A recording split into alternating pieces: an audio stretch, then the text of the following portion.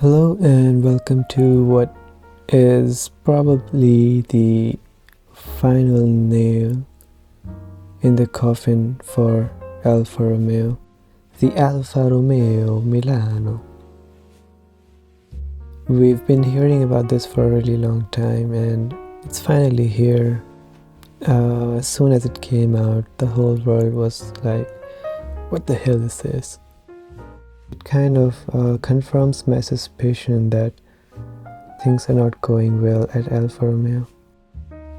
This car is, even just from the face of it, it's hard for me to relate this to the image of Alfa Romeo's design language, and it's rare that they come up with a design that looks generic. This is the first time that if you remove some of the features, like if you remove the grille, it'll be hard to say what brand this car belongs to. And that is a really sad thing. The moment I saw this, my only thought was that there's no way this is an Alfa Romeo. It doesn't look like one. It hardly shares any cues to any of the other cars they have currently in their lineup. And even looking at it futuristically, it still doesn't talk Alfa Romeo to me. There are some good angles, like if you look at the front, it's not the worst. The back, I just can't stand it. The quality of the tail lights, the quality of the LEDs, it could have been better.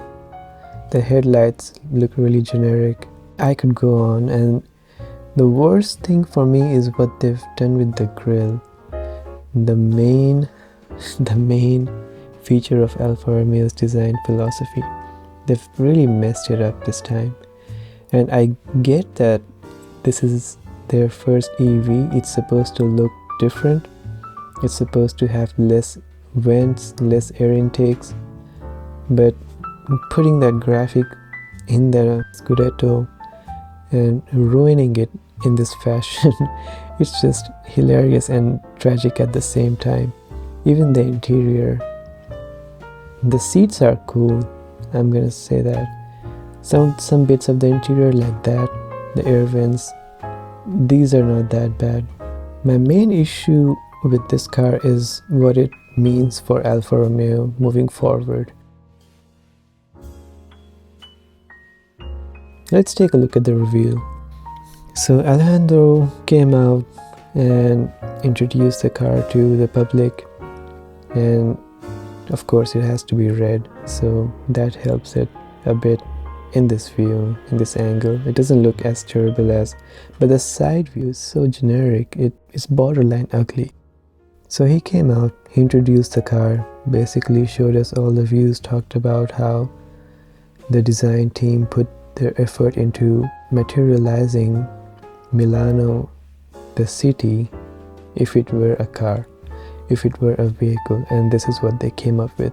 Basically saying that Milano is modern, it's inclusive, it's very fast-paced, and it has to move with the times. And then they introduced all the packaging ideas, and they were quite proud of this.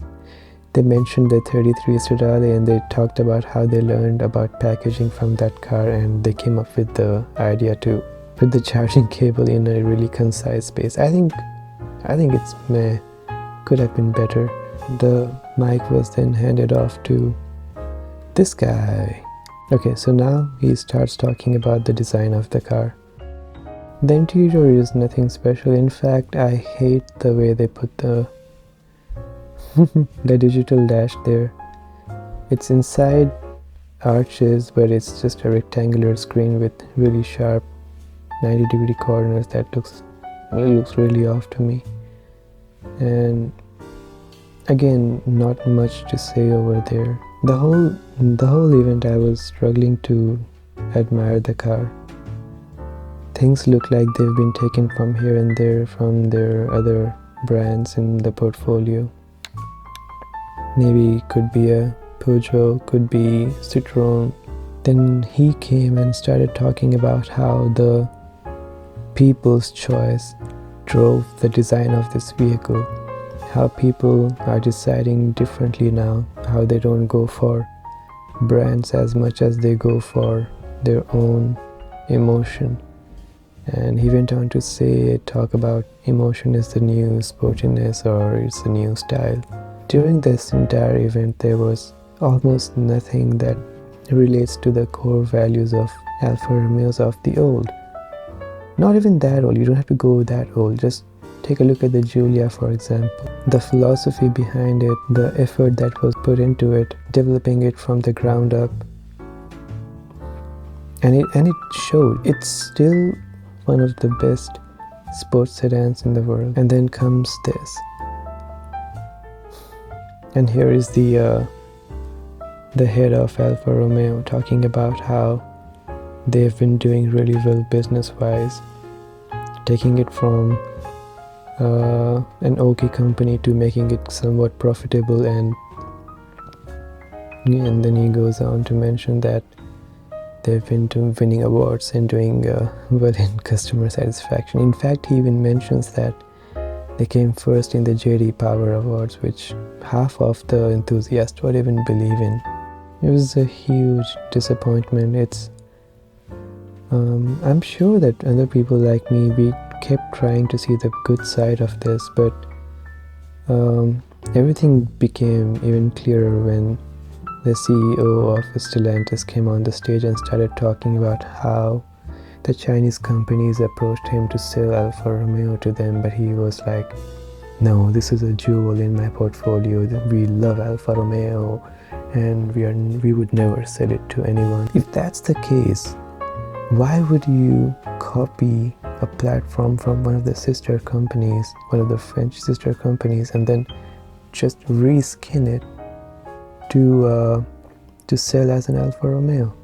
Why would you do that? Why would you not go by the company's philosophy, by the core values of, innovation was one of the core values of Alfa Romeo, but I guess they just threw it out of the window. If you are cheering for it, if you are standing up and clapping, I would say just please sit down. There's no need. It's nothing that special. Just another EV crossover that didn't need to exist. I'm sorry, I'm a bit upset, but